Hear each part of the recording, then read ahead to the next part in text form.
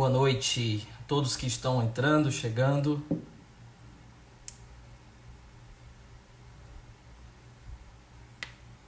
Esperar o pessoal entrar aí. Nossa live de hoje.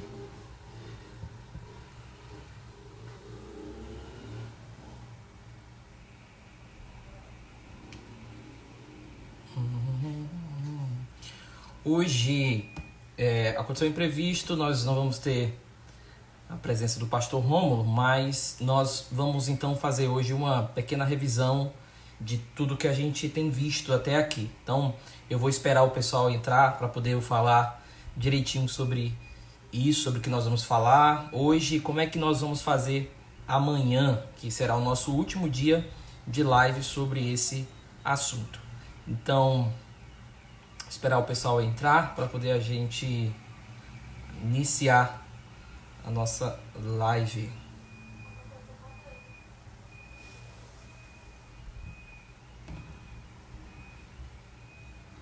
Se a internet der uma falhada, então aí eu vou ter que parar a live e aí eu tento reiniciar aqui rapidinho e volto, tá? Pelo menos vou tentar fazer isso uma vez. A internet aqui de casa, ela tem sérios problemas de estabilidade, tá bem? Então, caso isso aconteça, eu paro rápido, tento colocar um 4G aqui, um 5G para ver se funciona. E, enfim, então vou esperar os irmãos entrarem. Para aqueles que estão chegando aqui, agora nós estamos fazendo uma série de lives sobre continuismo e cessacionismo, mas mostrando, explicando melhor o continuismo, que é o que nós estamos falando durante esses dias aqui. Hoje nós já fizemos algumas lives, nós já falamos sobre alguns assuntos, e agora o que nós vamos fazer é ir para os nossos finalmente sobre isso, sobre esse assunto. Então, eu vou esperar só mais um minutinho, e aí eu inicio aqui, esperando. Deixa eu ver se está tudo ok por aqui.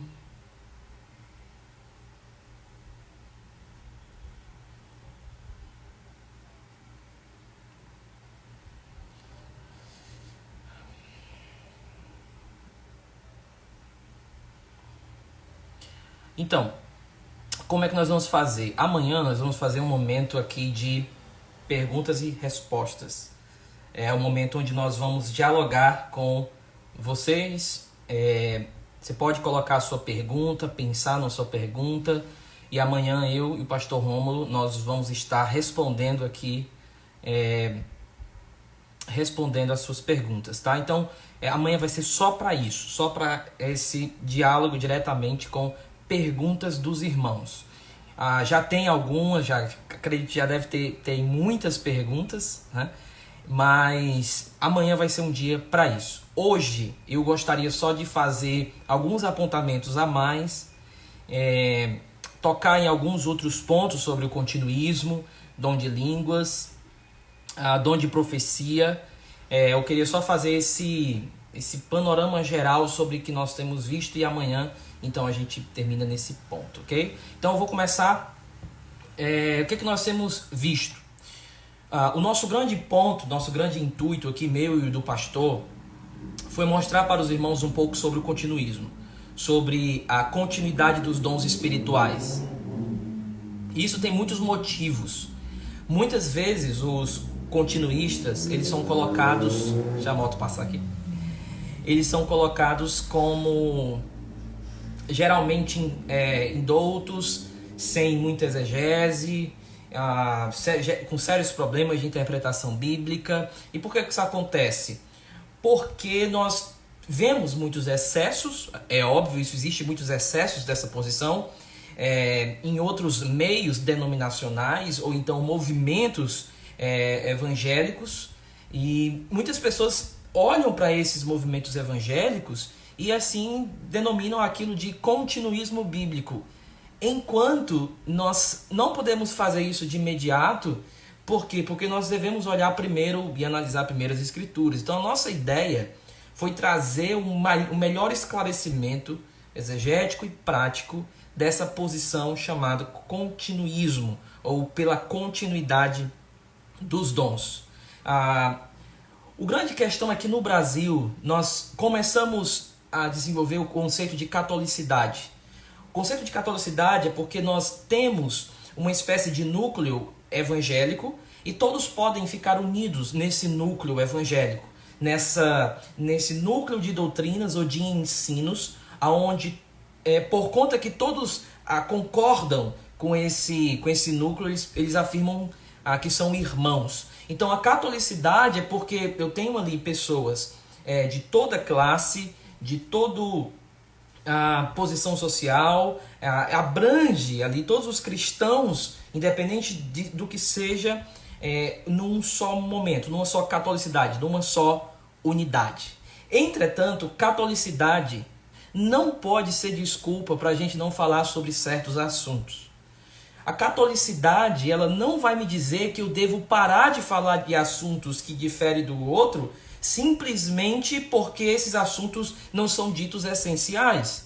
O problema dessa definição, e essa não é uma definição apropriada de catolicidade, nem nos grandes movimentos de catolicidade evangélico, como o do Kevin Van Hoosen, que tem um livro muito bom sobre isso, afirmaria tal coisa.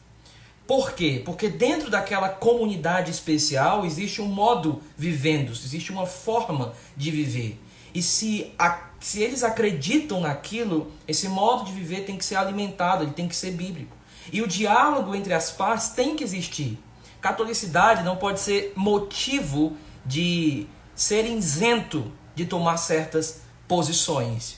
Nós sabemos que para tomar uma posição no Brasil, também nós vamos ser muitos... existe muitos julgamentos se você tomar uma posição ou uma convicção. Existem muitas coisas em jogo quando você toma posições acerca de alguma coisa. Mas a convicção do cristão, ela tem que pautar as suas posições, é óbvio. Deus pressupõe que a fé contém convicção. E nós, como igreja, nós precisamos desenvolver a nossa convicção para assim nós podermos desenvolver um nível prático mais apropriado. Então nós temos muitos desafios ainda no Brasil para lidar com catolicidade, ou seja, para tratar melhor essa unidade. De um lado nós temos pessoas que debocham de uma posição como o continuismo, nós temos pessoas que levantam espantalhos sobre certos autores, abrem livros buscando caricatura para poder manchar ali. Então nós temos que trabalhar muito catolicidade ainda no nosso Brasil. Dito isso, o que seria os pressupostos, ou por que o continuismo? Por que eu defendo, nós olhamos para a continuidade desses dons? E eu gostaria de listar aqui, antes de a gente entrar em alguns detalhes, 4 motivos. Antes de entrar nesses motivos, eu vou tentar ser um pouquinho mais, desenvolver um pouco mais o que nós temos visto, falar algumas coisas talvez um pouco mais complexas, mas guarde no seu coração. Eu vou tentar explicar em outras palavras, mas se você não entender, guarde, deixe isso para estudar depois, ok? O primeiro motivo é hermenêutico. Nós acreditamos que a estrutura bíblica, a estrutura de interpretação bíblica pressupõe a continuidade dos dons. E quando nós estamos falando de hermenêutica, nós estamos falando de como nós tratamos o texto, como nós lemos o texto. E muitas vezes nós lemos o texto pensando que nós não temos pressupostos nenhum, pensando que não existe nenhum tipo de ideologia ou óculos que vai pautar parte da minha leitura daquele texto. Existem muitas coisas em jogo quando nós lemos sobre algumas doutrinas, quando nós estudamos sobre algumas doutrinas. E essas coisas que estão em jogo, elas vêm para a nossa leitura.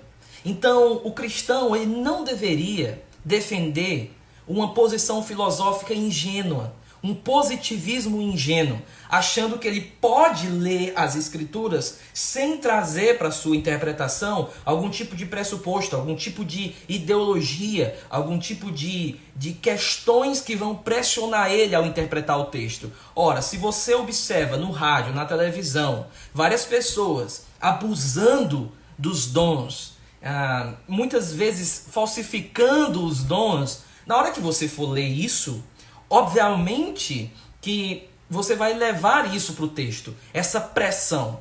Então, o cristão ele não pode, aliás, trazer para o texto, começar a ler o texto de uma maneira ingênua, achando que ele não tem pressupostos, achando que ele não tem um óculos que lê a escritura. Por outro lado, o cristão não pode adotar uma fenomenologia. Ele não pode achar que tudo é produto do seu pensamento, que não existe verdade nenhuma para ser ali analisada, para ser descoberta, para ser entendida fora dele. Ele não pode adotar essa posição.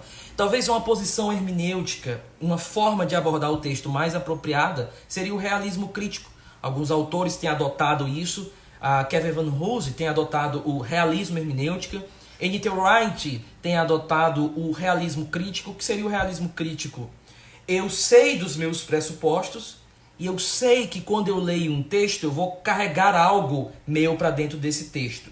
Só que porque eu sei disso, eu também sei que existe uma verdade ali fora para ser buscada, para ser entendida. Então a maneira que eu me aproximo desse texto nunca é ingênua, mas também nunca é cética.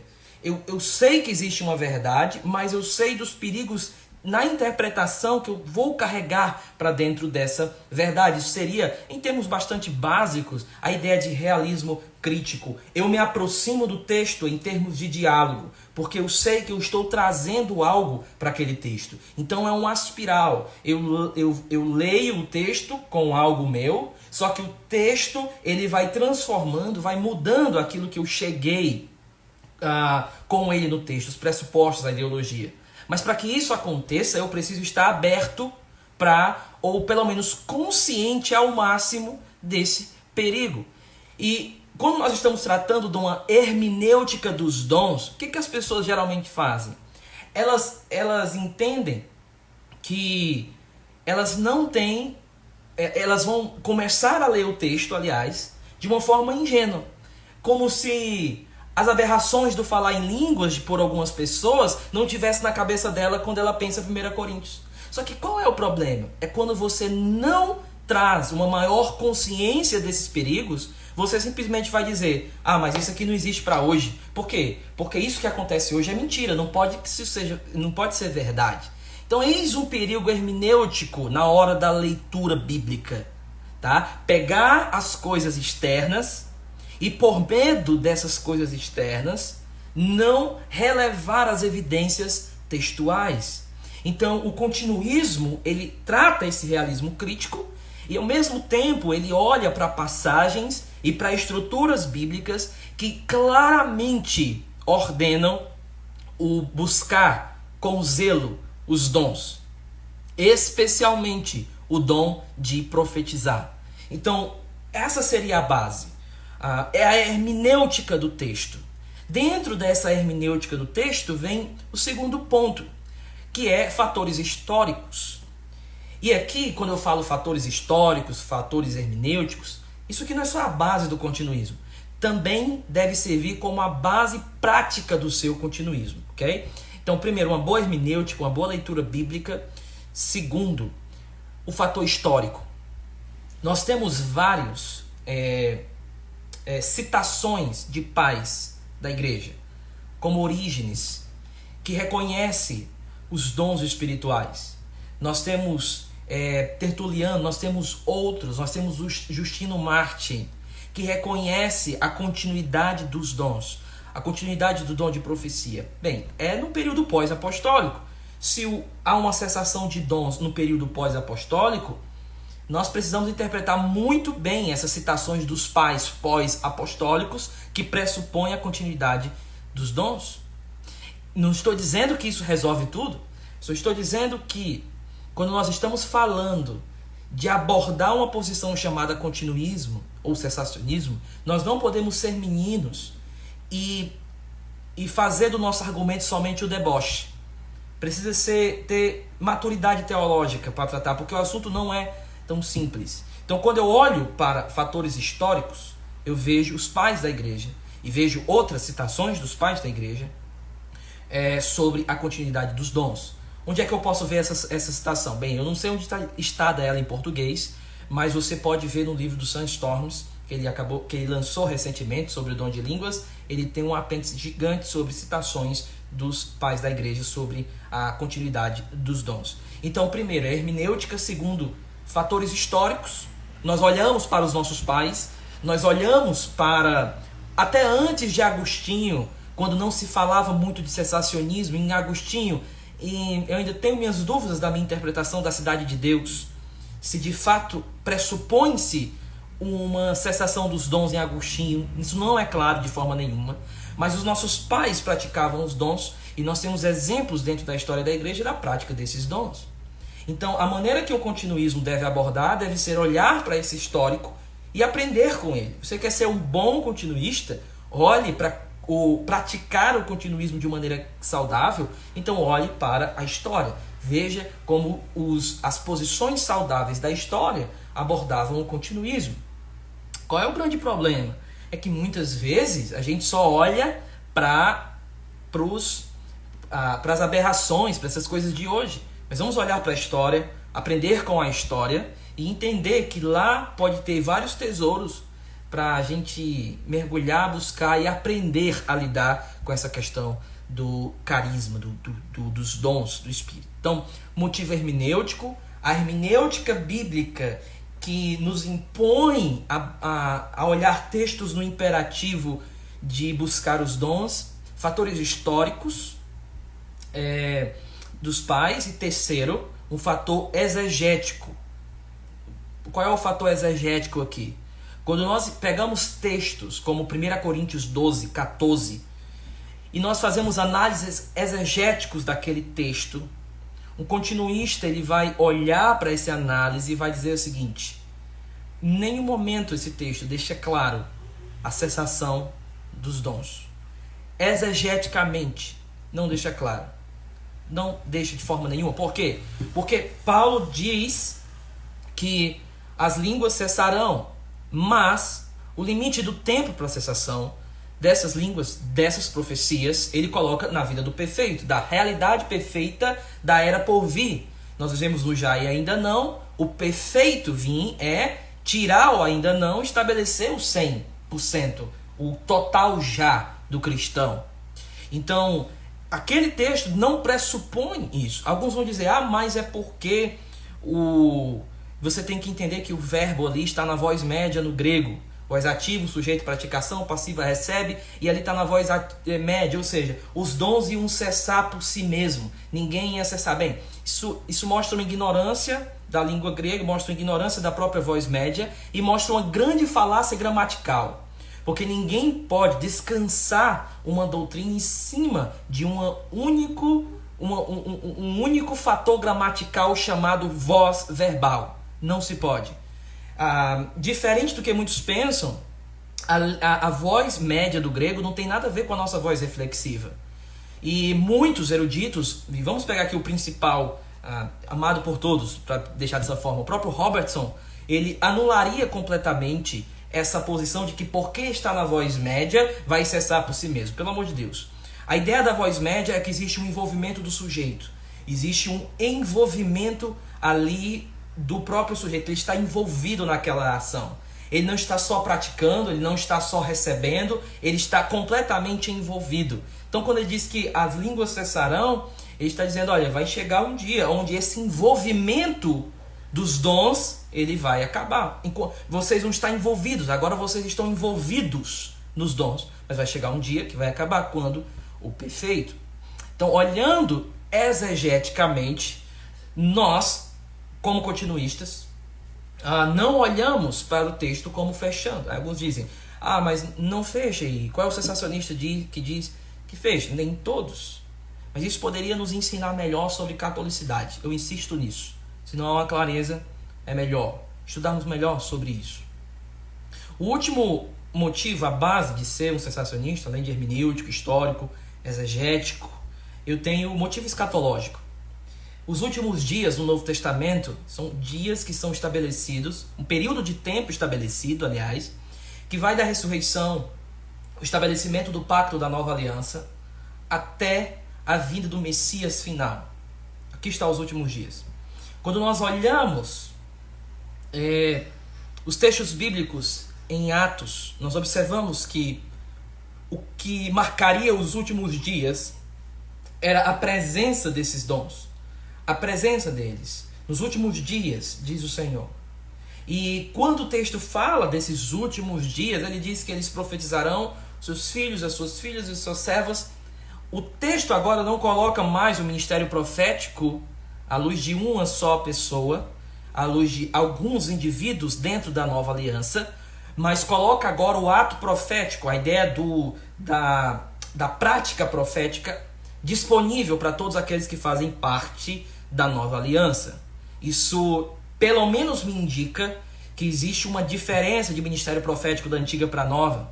Lembre-se que lá em Números, me falha a memória agora o versículo, Moisés ele diz: quem dera se todo o povo fosse profeta. O dia que Moisés desejou chegou. Então, qual é a mudança ou a descontinuidade que essa mudança de aliança traz para o ministério profético? Então, de forma escatológica, nós estamos vivendo o último dia. E a continuidade dos dons no Novo Testamento, ela está sempre atrelada a questões escatológicas. Agora o reino já foi inaugurado. E agora esse reino inaugurado, ele é marcado pela presença do Espírito no meio do seu povo, no meio da igreja. A grande ênfase do Novo Testamento é o Espírito, o templo do Espírito, a vida no Espírito. Se antes era a Torá e o sacerdócio, há uma ênfase agora diferente na nova aliança. Essa ênfase diferente na nova aliança pressupõe-se, então, que o dom profético, dom de línguas e os dons, eles estão na igreja, porque esses dons pertencem à era escatológica, os últimos dias, para colocar dessa forma. Se existe uma era escatológica que chegou, existe uma superioridade dessa era escatológica à era anterior. Se na era anterior nós tínhamos um número limitado de pessoas que compartilhavam de certos dons, qual seria o motivo exegético, hermenêutico, de pensar que agora ele cessa e não ele continua de uma forma mais plena? Então esses são os motivos hermenêutico, histórico, exegético, escatológico, que nós pressupomos não só a continuidade desses dons, mas a forma saudável de como tratar a continuidade desses dons. Você quer praticar bem os dons do Espírito e estudar bem sobre isso? Estude isso. Veja como o autor bíblico quer que você leia o texto hermenêutico. Veja o que os pais dizem sobre o texto histórico.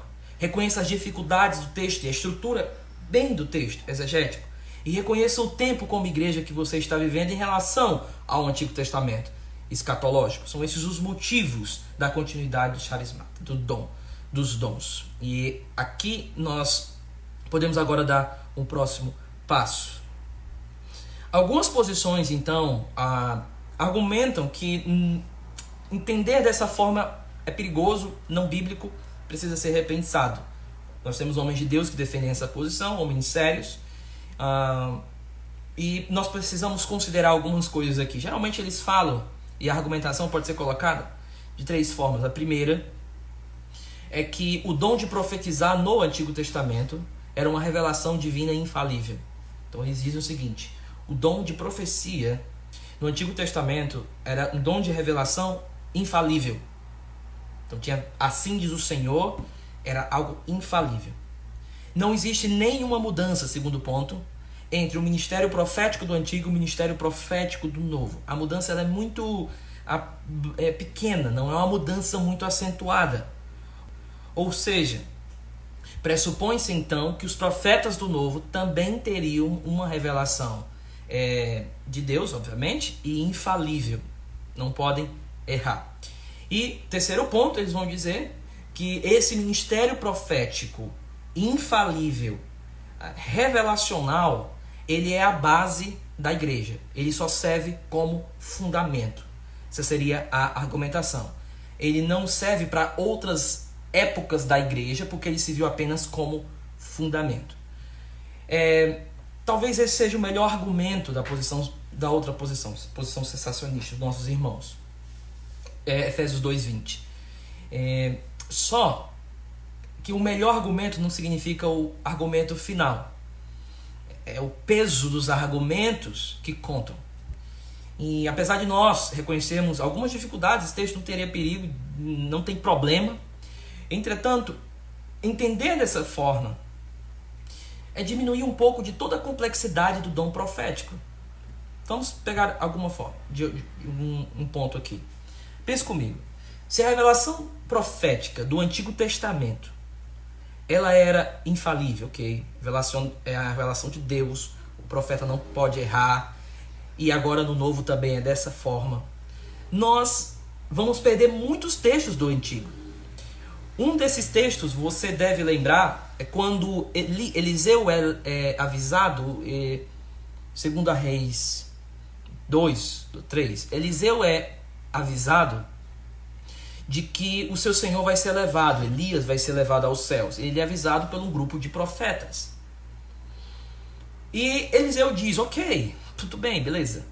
Vai ser levado, eu sei disso, mas fique quieto, não vou contar nada, vai ficar todo mundo quietinho aqui. Tem um momento, então, que Elias é levado aos céus. E naquele momento, os grupos de profetas que estão ali, eles dizem assim para Eliseu, vamos procurar o corpo de Elias em outro lugar. Eu acho que ele deve ter sido levado para outro lugar. Os profetas acabaram de dizer e eles receberam por revelação de que Elias ia ser levado aos céus, ele ia ser assunto, ele ia ser tirado dali. Mas só que alguns versículos depois, os profetas dizem, vamos procurar o corpo dele ali. O que está acontecendo nessa passagem? Por que quando Elias recebe de Deus aquelas ordens de ungir certos reis, a Azael, se eu não me engano, a Jeú, e chamar Eliseu? O que Elias faz depois que ele recebe essa revelação divina? Ele só faz uma coisa. E qual é que ele faz? Ele chama Eliseu. E quem é que unge os outros? Jeú, é Eliseu que unge, não é Elias, mas ele recebeu a palavra profética que ele deveria fazer isso. O que aconteceu? Existem certas complexidades no ministério profético do Antigo Testamento. E o que é que nós podemos olhar? É que também no Antigo Testamento os profetas profetizavam em parte. Eles recebiam a palavra de Deus, a revelação de Deus, mas na transmissão dessa profecia, poderia haver algumas aplicações que seriam falíveis. Mas agora vem um ponto importante. Dizer que existem casos de profecia assim não coloca em xeque a autoridade da Escritura, a inspiração divina. Por quê? Porque isso é um outro assunto. É um assunto de entender que aquilo que Deus revelou como autoritativo para a igreja, aquilo está guardado tanto na sua revelação como na sua transmissão. Mas o ministério profético não é limitado a esse tipo de profecia, onde até a transmissão é guardada. O ministério profético do próprio Antigo Testamento ele é mais amplo do que isso. E isso se repete. No Novo Testamento, nós temos visto o caso de Atos 21, quando os profetas falam para Paulo não ir. Paulo olha e entende que a interpretação desses profetas está equivocada. E aí, eu tenho aqui o livro do Thomas Schneider, aqui, Dons Espirituais, e ele diz algo o seguinte, deixa eu ver se eu acho aqui. Eu vou ler o próprio Thomas Schneider, esse aqui seria o melhor livro reconhecido por cessacionistas atuais. E eu concordo com ele nesse ponto. Ele diz o seguinte, em Atos 21, a profecia está correta, mas a dedução tirada da profecia está errada. Peraí, mas não é isso que o continuismo está falando? Beleza. Eu sugeriria que a dedução tirada da profecia não era parte da profecia. Quem definiu isso? O dom profético não é a entrega de uma revelação de Deus? Como é isso? Nós estamos tratando de profecia. Beleza. Mas o ato de profetizar, ele não conta. Só conta a revelação mesmo dada. Beleza, deixa eu explicar isso de uma outra forma. O que ele está falando aqui seria o seguinte: a profecia de que Paulo enfrentaria sofrimento em Jerusalém está correta, inspirada pelo Espírito. Eu concordo. A conclusão que as pessoas tiraram da profecia de que Paulo não deveria viajar para Jerusalém é que estava errada. Beleza? Estamos juntos nisso e é isso que nós estamos falando. O profeta ele pode receber aquela inspiração, aquela revelação divina sobre algo específico, mas a dedução, a conclusão, a explicação, ela pode vir com questões falíveis ali. Aí o que é que o crente no Novo Testamento é levado a fazer? Provar as profecias. Prove as profecias, retenha o que é bom. Isso não é dito com as palavras que são mandamentos do Senhor. Reter o que é bom não é dito para a profecia. Em outras palavras, nós estaríamos juntos aqui nessa questão dos dons, da profecia. E é isso que um continuista está dizendo. Precisamos definir profecia. Eu vou definir profecia, eu coloquei uma definição que tenta abranger alguns pontos para a gente trabalhar aqui, e aí eu já entro na revisão do que eu tenho falado sobre a prática dos dons. Primeiro, o dom de profecia é uma palavra de Deus que é feita na comunhão de uma igreja local, que deve ser testada devido à falibilidade humana, que pode aplicar de forma imprecisa ou mesmo errada a revelação recebida. Você vê alguns pontos aqui. É uma palavra de Deus, é uma revelação divina, Paulo deixa isso muito claro, é uma revelação que ele recebe. Ela é feita na comunhão da igreja local, e isso é muito, muito importante. Estar na comunhão da igreja local não significa no culto, porque Ágapo não profetizou para o culto, num culto para Paulo, mas na comunhão da igreja local. Isso tem muitas implicações de como nós tratamos aqueles ambientes de casa de oração, casa profética. Pessoas que fazem uma casinha de um profeta, essas pessoas enfraquecem a igreja local. Vamos ali, profeta tem uma palavra de Deus, tem um profeta ali que tem isso. Eu vou buscar isso fora da comunhão da minha igreja local. Isso enfraquece o corpo eclesiástico. Isso é estranho ali. Mas Deus já fez muitas coisas, Deus já operou muitas coisas. Nós estamos buscando agradar a Deus positivamente. Então nós devemos procurar o máximo ver as diretrizes bíblicas de como isso deve acontecer, apesar de alguns acontecimentos bons que ocorreram. Então o primeiro ponto é uma palavra de Deus, uma revelação que é feita na comunhão de uma igreja local, que deve ser testada devido à falibilidade humana, que pode ser aplicada de forma imprecisa ou errada. Então vamos lá. Nós temos visto que Paulo ele não faz uma relação direta entre cânon e profecia. Por quê? Porque a profecia deve ser julgada, e a pergunta é por onde, por quem? Por outro profeta? Mas não faz sentido. Deve ser julgado por um cano, por uma régua, por uma medida. Aí vem a palavra cano. Então esse cano, ele mede a profecia. Então é como se eu estivesse dizendo assim: prova a profecia. Por onde? Pelo cano. Pelo cano, pelas escrituras, pelos mandamentos do Senhor. E Paulo vai falar em 1 Coríntios que se você for espiritual e profeta, você vai reconhecer os mandamentos do Senhor para poder julgar de forma correta a profecia. Segundo, está na comunhão da igreja local. E terceiro, pode ter uma transmissão falível. Pode acontecer, e nós temos aqui o exemplo onde Thomas Schneider, nesse livro, ele fala isso. Deixa eu dar agora então uma forma mais ampla aonde essa profecia pode acontecer, e depois nós vamos para os dons de línguas. A profecia como um dom do Espírito, aqui eu estou citando Chesterton, abre aspas, combina os seguintes aspectos: o discernimento pastoral das necessidades das pessoas, comunidades e situações, com a capacidade de abordar essas situações como uma declaração vinda de Deus, com um discurso para desafio, consolo, julgamento, instrução e etc. Enquanto o orador acredita que tais declarações ou discursos provêm do Espírito, erros podem ser cometidos, e como os crentes, incluindo ministros e profetas, ou profetas, permanecem humanamente falíveis. As reivindicações de profecias devem ser pesadas e testadas. Deixa eu colocar aqui um ponto. Primeiro, olha como ele coloca essa ideia de discernimento sobre as necessidades das pessoas, da comunidade, de certas situações, e uma forma vinda do próprio Deus de como abordá-las, de uma forma vindo uma revelação de Deus ali. Mas como a profecia é em parte para o profeta, ele pode aplicar isso, concluir certas coisas disso de uma forma mais equivocada. Então seriam esses pontos de profecia. Alguns cuidados aqui para a gente passar para o dom de línguas. Primeiro, cuidado com ambientes onde o dom é valorizado acima das pessoas. E pessoas são endeusadas. Aquela profetisa, aquele profeta, aquele lugar. Cuidado com essas casas de profetas. Pode ser amigo seu, pode ser isso, mas reflita comigo. Como esses locais podem enfraquecer a igreja local? E como esses locais podem enfraquecer o ambiente onde o próprio apóstolo Paulo ele delimitou para que houvesse esses dons, a igreja local, o fluir desses dons. Então, cuidado, porque acontece nessa comunhão da sua igreja. Segundo, existe muita meninice. E nós não vamos dizer que o dom cessou por conta das meninices. Nós precisamos fazer o que Paulo diz. E o que é que Paulo diz? Paulo diz para testarmos a profecia.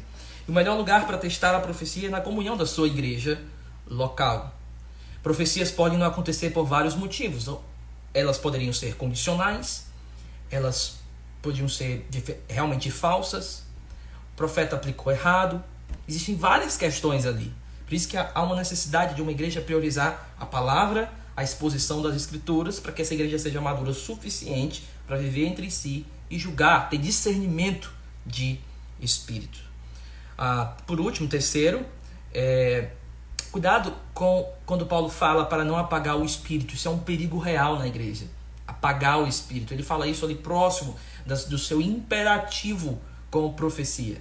Isso é muito importante. Não apague o espírito. Não impeça o agir dele no meio dessa comunidade. Existem várias e várias formas disso acontecer. O desprezo pelos dons. Paulo vai dizer, não despreze as profecias, meninice, pecados e muitas outras coisas que podem acontecer ali no meio de uma reunião onde os dons estão se manifestando. Então seriam esses 3 pontos de cuidado. Cuidado com ambientes onde um dom é valorizado, tem um vaso, a vasilha e muitos outros, e fica aquele ambiente que o cara tem uma palavra de Deus sempre, o cara sempre tem ali, e olha, não dá. Tome cuidado com esse ambiente, cuidado com as meninices. Terceiro, cuidado com o perigo de apagar o espírito. Deixa agora eu terminar com algo positivos aqui sobre profecia. Primeiro, profecia no Novo Testamento ela pode ser definida em 3 formas, como Richard Dawkins, no livro dele sobre a revelação de Apocalipse, a revelação do livro de Apocalipse, ele vai falar que a profecia ela tem uma espécie de discernimento. É como se o profeta ele discernisse os tempos, ele desse luz para a igreja em tempos de trevas. Ele consegue mostrar algo essencial que deve ser feito a despeito do que está sendo falado no mundo, na cultura. Segundo, ele também existe algo de predição nisso. Ele consegue estabelecer predições quando revelada por Deus. E por último, o profeta ele sempre urge, ele sempre leva os seus ouvintes a ter uma resposta apropriada àquilo que ele falou. Nós vemos isso bastante no livro de Apocalipse e muitos outros profetas como Jeremias, que lutou com falsos profetas na época dele, e profetas que eram reconhecidos pela comunidade, que profetizavam em favor de Yahweh, mas profetizavam coisas que eram ruins demais para o povo ouvir, o povo não merecia ouvir aquilo, e eles profetizavam coisas boas. Então, seria assim que a profecia ela se comporta dentro do escopo bíblico. Deixa eu passar agora para as línguas, e aí aproveitar esse tempo final aqui. O grande ponto do dom de línguas é o seguinte. Ele é um dom debatido porque existe muitos preconceitos sobre isso. O que geralmente acontece é um nível de meninice em muitos lugares, movimentos proféticos. Nós temos Kenneth Hagin, movimentos como Palavra da Fé e outros que extrapolam tudo isso. Beleza, nós sabemos disso. Agora, o texto bíblico limita o dom de línguas a línguas humanas? Mas Atos aconteceu isso. Nós colocamos vários pontos aqui durante os nossos lives de que não deve ser feita uma relação 1 a 1 com Atos 2. Porque primeiro, cada um escutava em sua língua. Então, não crentes receberam o dom de interpretação. Paulo, ele critica os crentes de Corinto por estar falando em línguas na presença de descrentes, porque eles vão dizer que eles estão loucos. Mas lá em Atos 2, quem é julgado não é o povo porque está falando em língua, mas é o povo que não está entendendo, os descrentes que não estão entendendo. Ou seja, em Atos não há uma crítica aos crentes, há uma crítica aos descrentes. Em 1 Coríntios, há uma crítica aos crentes e não aos descrentes. Outro, quando Paulo ele fala que ele faz uma relação entre... ele vai dar um exemplo, nós vimos isso na passada, e ele usa instrumentos musicais. Ele diz assim, olha, tá vendo isso aqui? Isso aqui parece com... deixa eu dar um exemplo do que as línguas parecem. Tá vendo esses instrumentos musicais? Precisa-se ter uma espécie de tocar isso com interpretação, porque senão as pessoas não vão entender, ok? Aí Paulo vai para um outro exemplo. E qual é o outro exemplo de Paulo? As línguas humanas, as linguagens humanas, os idiomas humanos. Ou seja, ele não só tem os instrumentos musicais como exemplos para falar em línguas, mas ele também tem o próprio idioma humano. Pressupõe-se então a possibilidade de que esse texto está nos falando de que o dom de línguas ele não é limitado à linguagem humana. Ele não é limitado à linguagem humana. Nós temos o testamento de Jó, que ele, dentro do judaísmo do Segundo Templo, afirma nessa questão do uso de línguas angelicais no meio ali da comunidade de Qumran. Isso não seria estranho à comunidade cristã do primeiro século. Por que seria? Então, por que ele usa os dons como exemplo? Se as línguas fossem, o dom de línguas fosse sempre idiomáticos, então não serviria como exemplo. Não faz sentido. Tá? Nós também indicamos o vídeo do pastor Romulo, você pode ver isso com bastante calma. E nós temos outras coisas ali. Primeiro, alguns afirmam o dom de línguas é um sinal para os descrentes e tal, mas lembre-se, quando Paulo fala que é um sinal para os descrentes, o continuismo vai dizer o seguinte: Paulo está criticando os crentes de Corinto. Ele está dizendo o seguinte: lembra de Isaías 28?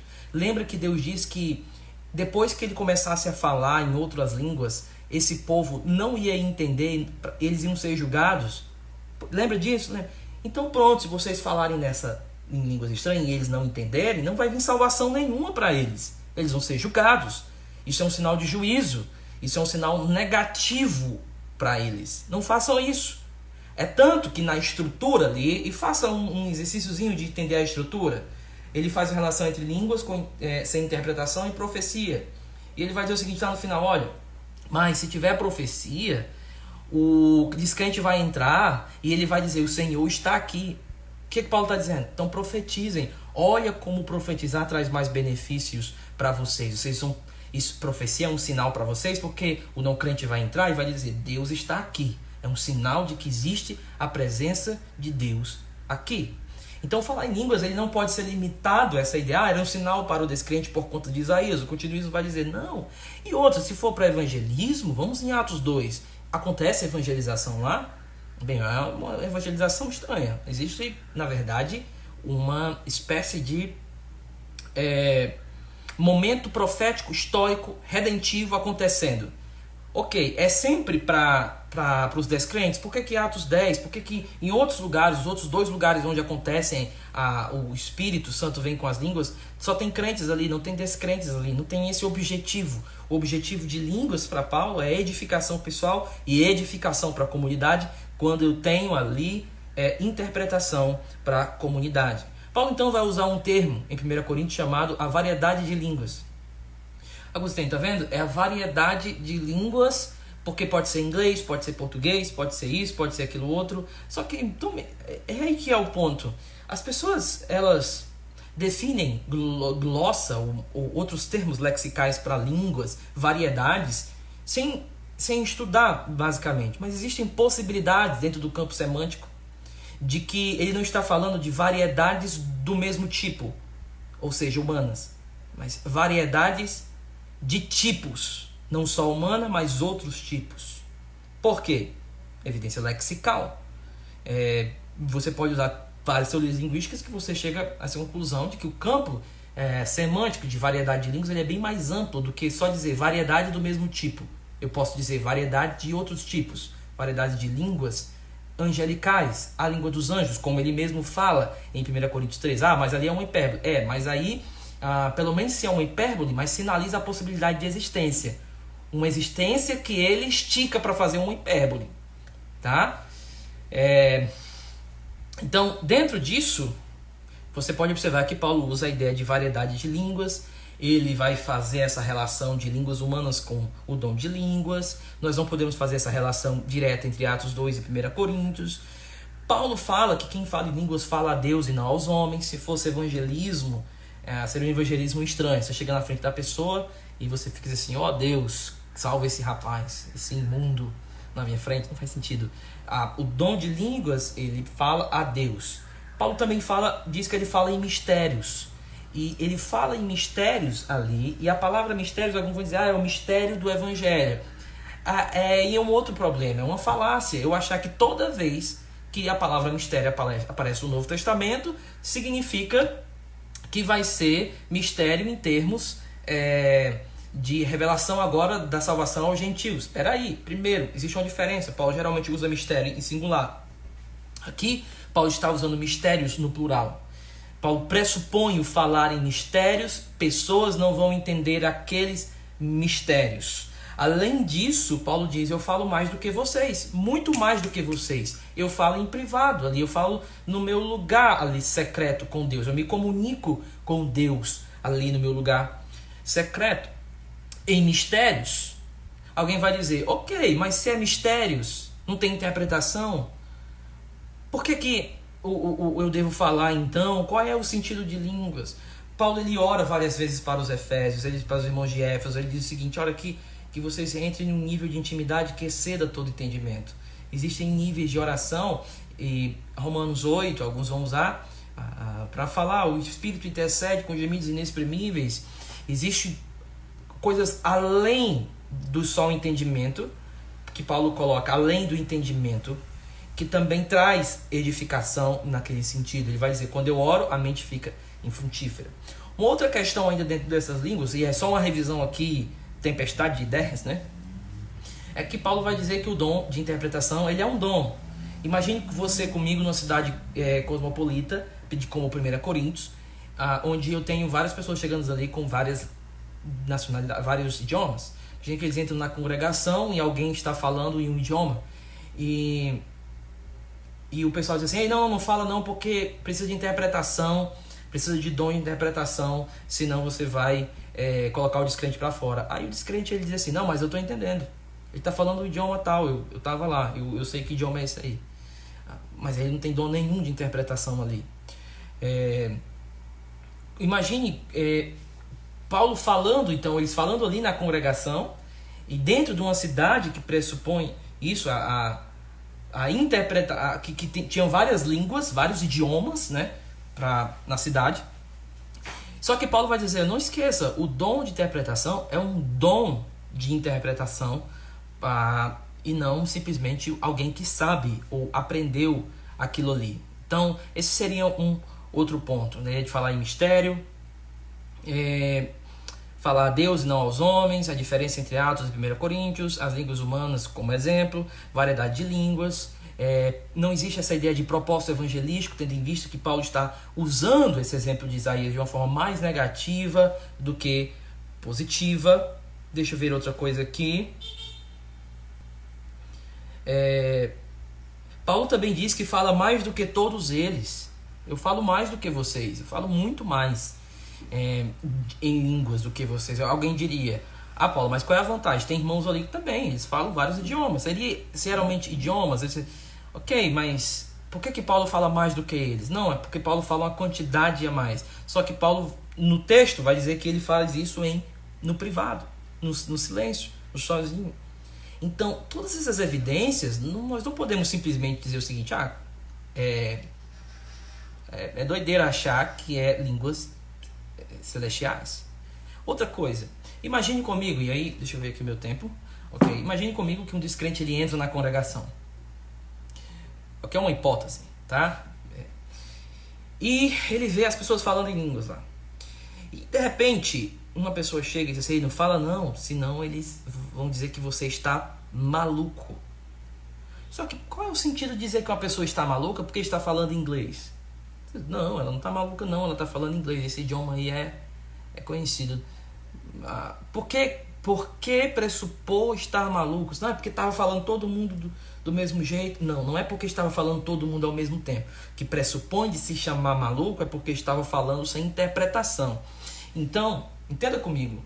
Não é tão fácil simplesmente estabelecer que tipo de línguas eram aquelas. O que nós podemos dizer, entender de maneira muito abrangente, é que Paulo não limita a glossolalia, o dom de línguas, a algo simplesmente terreno. Ele deixa várias pistas textuais que pressupõem algo além disso, de uma edificação pessoal no privado que pode ajudar. Existe um erudito que eu gosto muito chamado N.T. Wright. Ele falou recente agora, falando sobre isso, e ele disse que quando ele estava quando ele estava pensando sobre tudo isso, ele ia dar uma palestra em Oxford, e era sobre um livro que ele estava prestes para lançar. Ele tinha estudado muito, ele estava muito nervoso, né, na hora do lançamento desse livro. E aí ele diz o seguinte, ele diz que não sabia o que orar, e o N.T. Wright diz que começou a orar em línguas. E ele disse que ele não sabia muito bem o que estava acontecendo ali, mas ele sabia que algo ele estava orando a Deus, o Espírito estava levando aquela oração a Deus. Eu não estou usando aqui Valdomiro Santiago, estou usando aqui N.T. Wright. Alguns vão dizer, mas eles podem ter errado e tal, ok, mas nós devemos entender que o que é que está acontecendo no Novo Testamento, que tipo de nível de intimidade está acontecendo ali. Eu não posso ter medo de estudar essas coisas, tendo em vista que eu preciso aproveitar o já que está disponível para mim na era. E tem muito ainda não, mas tem muito já. E qual é o já? Os dons, ou seja, a presença do futuro invadindo o presente começou pelo Espírito. E essa presença do futuro invadindo o presente, se começou pelo Espírito, o Espírito ele vem, ele se manifesta e ele leva as pessoas a se tornarem pneumáticos, ou seja, leva pessoas a se tornarem espirituais, não no sentido de um nível de santidade, mas no nível de andar no Espírito, uma intimidade com o Espírito Santo. Poderíamos citar vários outros exemplos disso. Alguém pode dizer, mas é muito estranho isso, como é que pode? O senhor vai usar o argumento do Carson no livro A Manifestação do Espírito, onde ele coloca uma nota de rodapé, mostrando lá a possibilidade do dom de línguas estranhas, tirando as vogais e tudo mais. E qual é o problema do Carson ele apontar para uma possibilidade linguística de que pode existir idiomas ou formas de enunciados estranhas a mim porque não contêm certas vogais, mas não significa que não podem ser uma linguagem, um enunciado completo, uma sentença com sentido, como no caso do hebraico antigo, sem vogais, como no caso de outras línguas e de outros idiomas. Então, alguns tiram sarro disso do Carson, mas parece que falta noção do que ele está escrevendo, do próprio Carson está escrevendo, o que esses homens estão observando ali no texto bíblico. Eu termino por aqui, então. O meu desejo eu posso colocar dessa forma, o meu desejo é que a nossa forma de pensar sobre os dons, ela não seja marcada por medo de como esses dons foram usados de forma abusivas no nosso tempo, mas que o nosso uso dos dons seja um nível de se aproximar da Escritura, perguntando para ela como esses dons podem aparecer, como eles se manifestam, não só de uma forma extraordinária, como alguns pensam, mas de forma natural, dentro da comunhão da igreja local. Irmãos que têm dons, a minha igreja tem irmãos que têm dons, e isso é maravilhoso para a igreja, perceptível na igreja, e isso marca a gente. Agora, quando esses dons são usados dentro de uma comunidade que preza pela palavra, pela pregação expositiva, pelo louvor bíblico, por tudo isso, pelo Espírito Santo, você tem um pouquinho ou não vou dizer um pouquinho, você já tem o já dentro da estrutura lediana, dentro ali, a vivência do já ali com você. O meu desejo, então, é que a gente não paute o nosso estudo por medo do que isso aconteça, ou pelo um simples se aproximar do texto positivista infantil, achando que é impossível que aquelas coisas aconteçam, porque a realidade mostra outras coisas, e etc, etc, etc. Nós precisamos perguntar para nós mesmos como nós temos nos aproximado da Escritura em termos exegéticos, históricos, hermenêuticos, escatológicos, e pensando sobre os dons, em pensar sobre os dons, pensar melhor sobre a manifestação do Espírito no nosso meio. Bem, amanhã, Lívia perguntou aqui, tem algumas coisas aqui, mas a irmã falou que o áudio está um pouco atrasado. Minha internet, irmã, misericórdia, hein? Mas amanhã nós vamos então tirar um tempo para perguntas, ok? E aí os irmãos podem fazer essas perguntas amanhã. Deus abençoe. Espero que eu tenha contribuído de alguma forma para o seu estudo nesse assunto. Espero que eu, pastor Rômulo, a gente tenha conseguido despertar você de alguma forma. E minha oração pela igreja evangélica brasileira é que ela preze por uma catolicidade que não abafa a posição do diferente, mas entende, respeita e vive com o diferente. Essa é a minha oração para a igreja brasileira. Pautarmos a nossa vida nas doutrinas essenciais e não termos catolicidade somente de boca, mas de espírito e verdade, de fato e de verdade, como uma comunidade que é marcada pela presença do Espírito em nosso meio. Ok, então é só isso. Deus abençoe. Até logo, gente. Até mais.